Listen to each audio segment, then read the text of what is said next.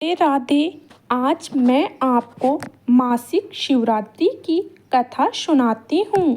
पौराणिक कथा के अनुसार चित्रभानु नामक एक शिकारी था। जानवरों की हत्या करके वह अपने परिवार का पालन करता था। वह एक साहूकार का कर्जदार था, लेकिन उसका ऋण समय पर न चुका सका। क्रोधित साहूकार ने शिकारी को शिव मठ में बंदी बना लिया। संयोग से उस दिन शिवरात्रि थी। शिकारी ध्यानमग्न होकर शिव संबंधी धार्मिक बातें सुनता रहा। चतुर्दशी को उसने शिवरात्रि व्रत की कथा भी सुनी। शाम होते ही साहूकार ने उसे अपने पास बुलाया और ऋण चुकाने के विषय में बात की। शिकारी अगले दिन सारा ऋण लौटा देने का वचन देकर बंदी गृह से छूट गया। अपनी दिनचर्या की भांति वह जंगल में शिकार के लिए निकल पड़ा, लेकिन दिन भर बंदी गृह में रहने के कारण भूख प्यास से व्याकुल था। शिकार खोजता हुआ वह बहुत दूर निकल गया। जब अंधकार हो गया तो उसने विचार किया कि रात जंगल में ही बितानी पड़ेगी। वह वन एक तालाब के किनारे एक बेल के पेड़ पर चढ़कर रात बिताने का इंतजार करने लगा। बिल्व वृक्ष के नीचे शिवलिंग था, जो बेलपत्रों से ढका हुआ था। शिकारी को उसका पता न चला। पड़ाव बनाते समय उसने जो टहनियाँ तोड़ी वे संयोग से शिवलिंग पर गिरती चली गई। इस प्रकार दिन भर भूखे प्यासे शिकारी का व्रत भी हो गया और शिवलिंग पर बेलपत्र भी चढ़ गए। एक पहर रात्रि बीत जाने पर एक गर्भवती हिरनी तालाब पर पानी पीने पहुंची। शिकारी ने धनुष पर तीर चढ़ाकर ज्यों ही प्रत्यंचा चीखी, हिरनी बोली, मैं गर्भवती हूँ, शीघ्र ही प्रसव करूंगी। तुम एक साथ दो जीवों की हत्या करोगे, जो ठीक नहीं है। मैं बच्चे को जन्म देकर शीघ्र ही तुम्हारे समक्ष प्रस्तुत हो जाऊंगी, तब मार लेना। शिकारी ने प्रत्यंचा ढीली कर दी और हिरनी जंगली झाड़ियों में गुप्त हो गई। प्रत्यंचा चढ़ाने तथा ढीली करने के वक्त कुछ बेलपत्र अनायास ही टूटकर शिवलिंग पर गिर गए। इस प्रकार उससे अनजाने में ही प्रथम पहर का पूजन भी संपन्न हो गया। कुछ ही देर बाद एक और हिरनी उधर से निकली। शिकारी की प्रसन्नता का ठिकाना न रहा। समीप आने पर उसने धनुष पर बाण चढ़ाया। तब उसे देख हिरनी ने विनम्रता पूर्वक निवेदन किया, हे शिकारी, मैं थोड़ी देर पहले ही ऋतु से निवृत्त हुई हूँ। कामातुर वीरनी हूँ। अपने प्रिय की खोज में भटक रही हूँ। मैं अपने पति से मिलकर शीघ्र ही तुम्हारे पास आ जाऊंगी। शिकारी ने उसे भी जाने दिया।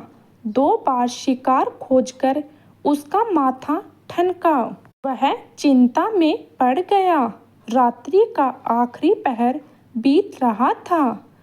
इस बार भी धनुष से लगकर कुछ बेलपत्र शिवलिंग पर जा गिरे तथा दूसरे पहर की पूजा भी संपन्न हो गई। तभी एक अन्य हिरनी अपने बच्चों के साथ उधर से निकली। शिकारी के लिए यह स्वर्णमय अवसर था। उसने धनुष पर तीर चढ़ाने में देर नहीं लगाई। वह तीर छोड़ने ही वाला था कि हिरनी बोली, हे शिकारी, मैं इन बच्चों को इनके पिता के हवाले करके लौट आऊंगी। इस समय मुझे मत मारो। शिकारी हंस और बोला, सामने आए शिकार को छोड़ दूं? मैं ऐसा मूर्ख नहीं हूँ। इससे पहले मैं 2 बार अपना शिकार खो चुका हूँ। मेरे बच्चे भूखे प्यासे व्याकुल हो रहे होंगे। उत्तर में हिरनी ने फिर कहा, जैसे तुम्हें अपने बच्चों की ममता सता रही है, ठीक ही वैसे ही मुझे भी। हे शिकारी, मेरा विश्वास करो, मैं इन्हें इनके पिता के पास छोड़कर तुरंत लौटने की प्रतीक्षा करूंगी। हिरनी का दुख भरा शब्द सुनकर शिकारी को उस पर दया आ गई। उसने भी उस मृतिका को भी जाने दिया। शिकार के अभाव में तथा भूख प्यास से व्याकुल शिकारी अनजाने में ही बेल वृक्ष पर बैठा बेलपत्र तोड़ तोड़ कर नीचे फेंकता जा रहा था। पोप फटने को हुई तो एक हष्ट-पुष्ट मरक उसी रास्ते पर आ गया। शिकारी ने सोच लिया कि इसका शिकार अवश्य करूंगा। शिकारी की तनी प्रत्यंचा देखकर मर्दक विनम्र स्वर में बोला, हे शिकारी, यदि तुमने मुझसे पूर्व आने वाली 3 मृतकों तथा छोटे छोटे बच्चों को मार डाला है तो मुझे भी मारने में विलंब न करो, ताकि मुझे उनके वियोग में एक क्षण भी दुख न सहना पड़े। मैं उन हिरनियों का पति हूँ।